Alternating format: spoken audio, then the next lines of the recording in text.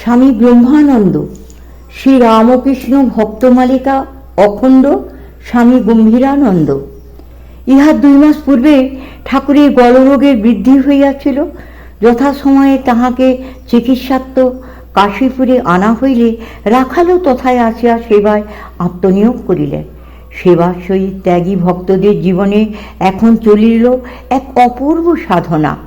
সংসারের চিন্তা কমেই তাহাদের নিকট হইতে দূরে চলিয়া যাইতে লাগিল। কাশীপুরে আসার কিছুদিন পরে মনমোহন ঠাকুরকে জানাইলেন যে রাখালের একটি পুত্র সন্তান হইয়াছে। রাখাল পাশেই ছিলেন, তিনি সব শুনিলেন, কিন্তু তখন মায়িক সংসারের ঘটনাবলী তাহার মনে বিন্দুমাত্রও রেখাপাত করিত না। সেই জন্য এই সংবাদে তাহার বৈরাগ্যজনিত প্রশান্তির কোনো হাস লক্ষিত হইল না। তিনি পূর্বেরই ন্যায় দিবসে সেবা ও রাত্রে ধ্যান জপে মগ্ন রহিলেন। ঠাকুর ইহা লক্ষ্য করিয়া বলিয়াছিলেন, রাখাল টাকাল এখন বুঝেছে কোনটা ভালো কোনটা মন্দ, কোনটা সত্য কোনটা মিথ্যা।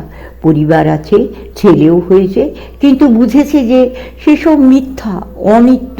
রাখাল টাকাল এরা সংসারে লিপ্ত হবে না।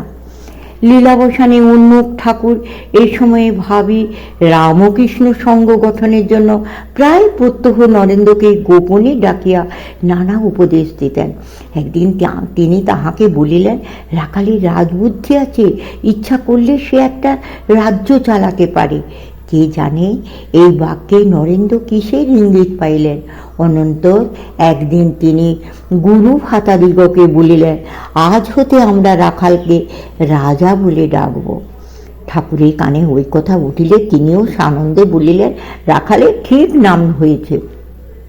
তদবধি গুরু ভাতাদের নিকট তিনি রাজা বলিয়াই পরিচিত হইলেন, কিন্তু পরে রামকৃষ্ণ সঙ্গে তাহার সর্বজন পরিচিত নাম হইয়াছিল মহারাজ।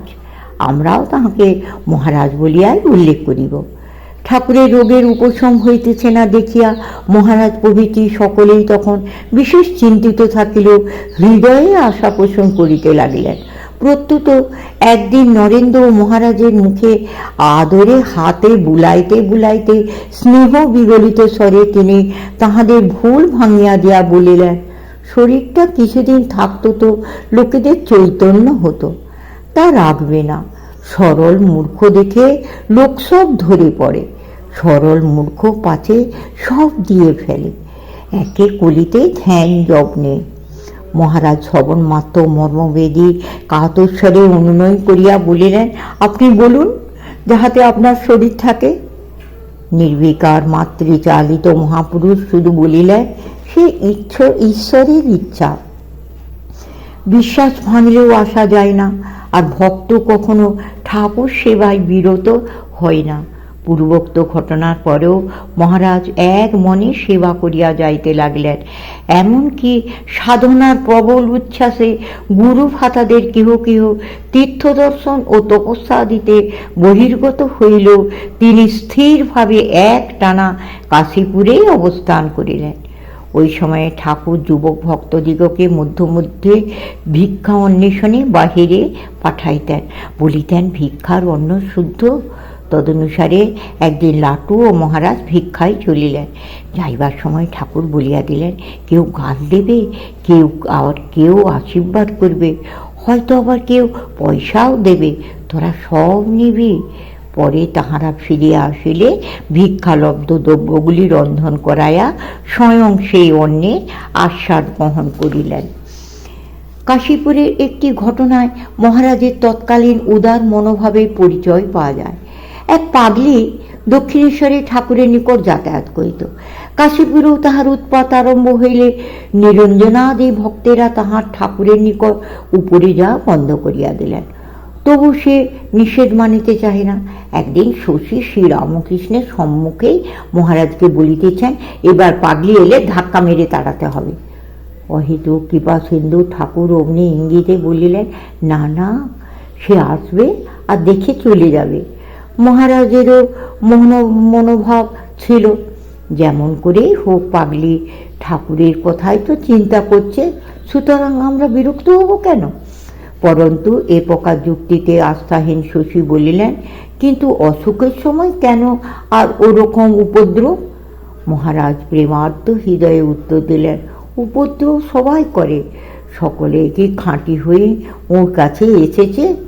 ওকে আমরা কষ্ট দিইনি? নরেন্দ্র টরেন্দ্র আগে কীরকম ছিল, কত তর্ক করত, ডাক্তার সরকার কত কি ওকে বলেছে, ধরতে গেলে কেহই নির্দোষ নয়। অতঃপর পাগলির কথা উল্লেখ করিয়া আবার বলিলেন, দুঃখ হয় যে সে উপদ্রব করে, আর তার জন্য অনেকে কষ্টও পায়। অবশেষে শ্রীরামকৃষ্ণ লীলা সংবরণ করিলেন। মহারাজের হৃদয়ে আজ পিতার সম্পত্তি, যুবতী ভার্যা, শিশুপুত্র কেহই স্থান পাইল না। সমস্ত হৃদয় জুড়িয়া রইল শুধু শ্রীরামকৃষ্ণের স্মৃতি এবং এক অননুবর্ণনীয় ব্যথা। কিন্তু কাল বড়ই নিষ্ঠুর, সে বর্তমানের কঠিন আঘাতে মানবকে জর্জরিত করিয়া জানাইয়া দেয় যে অতীত সত্যই চলিয়া গিয়াছে। শীঘ্রই ঠাকুরের শেষ স্মৃতির সহিত বিজড়িত কাশীপুরের উদ্যানবাটে ত্যাগ করিয়া মহারাজকেও বলরাম মন্দিরে আসিতে হইল। তারপর বরাহনগরে মঠ স্থাপিত হইলে তিনি যথাসময়ে সেখানে যোগ দেন। 1886 খ্রিস্টাব্দে শেষে নরেন্দ্রজি যখন আঁটপুরে যান, তখন রাখাল অন্যত্র থাকায় সেখানে যাইতে পারেন না। ইহাতে বাবুরামের মাতা ঠাকুরানী অত্যন্ত ক্ষুণ্ণ হন। তাই রাখাল বাবুরাম ও বুড়ো গোপালকে লইয়া নরেন্দ্র পুনর্বার সেখানে যান। আঁটপুরের একটি যুবক খ্রিস্টধর্ম গ্রহণের সংকল্প করিয়াছিল। সে মহারাজের ধ্যান তন্ময়তা দেখিয়া ও তাহার সহিত আলাপে মুগ্ধ হইয়া ওই সংকল্প পরিত্যাগ করে। আঁটপুর হইতে ফিরিয়া যথাকালে সন্ন্যাস গ্রহণ করিলে মহারাজের নাম হইল ব্রহ্মানন্দ। তাহার সন্ন্যাস যে শুধু একটা বাহ্য আড়ম্বর ছিল না, পরন্তু অন্তরের বৈরাগ্যোজ্জ্বল গৈরিক রাগের বহিঃপ্রকাশ স্বরূপ ছিল। তাহার পরিচয় পাওয়া গিয়াছিল বরাহনগরে একদিন তাহার পিতার প্রতি আচরণে। আনন্দমোহন মধ্যে মধ্যে মঠে আসিয়া পুত্রকে গৃহে লইয়া যাইতে চেষ্টা করিতেন।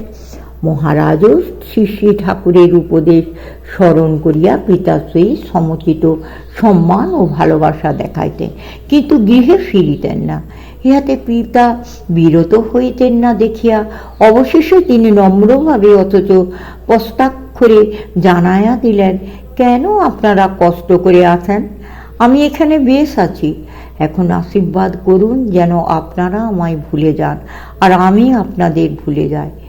মায়িক সম্বন্ধ তিনি সত্যই ভুলিয়া গিয়াছিলেন, কারণ এই সময়ে অকস্মাৎ তাহার পত্নী দেহত্যাগ করিলে দেখা গেল যে মহারাজ অবিচলিত আছেন। এমনকি কয়েক বছর পরে 1896-এর 20 এপ্রিল তাহার একমাত্র 10ম বর্ষীয় পুত্র সত্যানন্দের মৃত্যু সংবাদেও তিনি সুমেরুবৎ অচল, অটল ও নির্বিকার ছিলেন। ক্রমশ